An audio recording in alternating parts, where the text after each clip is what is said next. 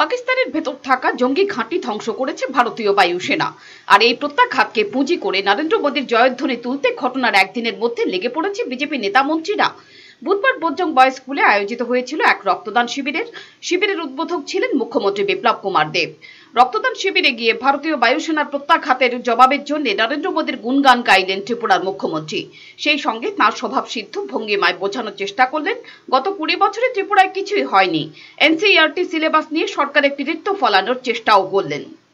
আপনারা সিদ্ধান্ত নিন, ব্যবস্থা নিন, কিন্তু পাকিস্তান সেটা করছে না। তখন ভারত সরকার সিদ্ধান্ত করেছে পাকিস্তান তো করবে না, কারণ আমার দেশের নাগরিকদের বাঁচানোর দায়িত্ব আমার রয়েছে। নরেন্দ্র মোদী সেই ভূমিকা পালন করেছে, তার জন্য বাধাই পাত্র যে আমরা আজকে গর্ববোধ করতে পারি ভারতবর্ষের নরেন্দ্র মোদী এক সময় আমাদের কাছে গর্ব লাগতো যে আমেরিকার উপরে আক্রমণ করলেই আমেরিকা কোথায় এশিয়ার দেশে চলে আসে, তাকে শিক্ষা দিয়ে সারে গর্ব করে আমেরিকানরা। দেখো আমাদের উপরে যদি কেউ হাত তোলে দুনিয়াতে কেউ রক্ষা পাবে না। ইসরায়েল বলতো আমাদের উপর যদি কেউ হাত তোলে তো কেউ রক্ষা পাবে না।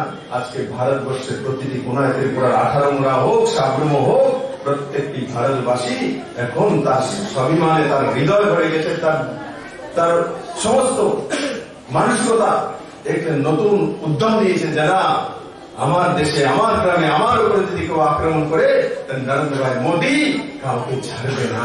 সেটা কোনদিন ভারতবর্ষের মানুষ আজ থেকে 10 বছর আগে চিন্তা করতে পারেনি। Pure Report, Channel Din Rat।